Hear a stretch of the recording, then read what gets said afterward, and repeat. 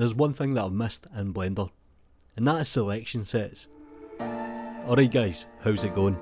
Now I was doing the usual, I was browsing the forums, and I came across an absolute hidden gem, and this is called Forgotten Tools. It's available for free, I'll put the link in the description down below. Highly recommend you check this one out, especially if you're into your modelling. Now this is written by Stan Pancakes. Over the years I've had various scripts and snippets accumulating on my hard drive. I've been away from Blender some time, and what he's essentially done here is he's curated a very nice list of tools and compiled it all into one add-on.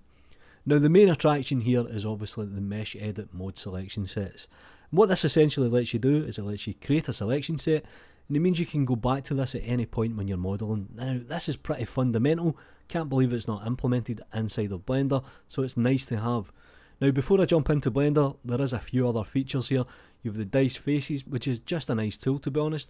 You have the hinge tool, you also have the dice hinge connect tool, you also have grid fill all, some very nice workflow tools like straighten for example. You also have some loop ring selection hotkeys, and one that I have not taken a look at is the propagate active UV map. So let's quickly jump into Blender and I'll show you how to make a selection set. Now I'm inside of edit mode, I have the properties panel open on the right hand side.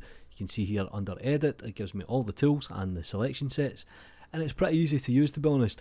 Now this stores essentially points, edges and faces. So let's say for example I just want to select this face and maybe this one. I can create a new selection set, and at any point I can quickly return to this selection set.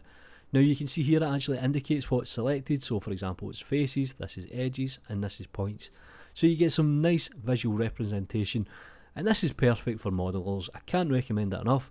And we'll take a look at a few of the other tools, so let's select this face for example, and we'll do the dice faces. As you can see here, it brings up a dialog box. We can control the X and Y cuts, for example, something like this. Perfect for dividing a mesh.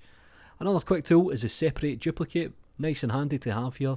All you do is click on it, as you can see, it separates and it duplicates the mesh. I am aware that you have this functionality already, but it's just nice to have.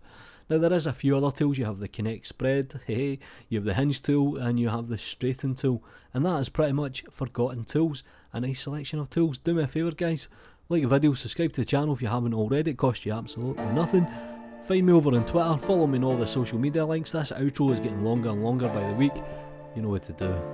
Take care.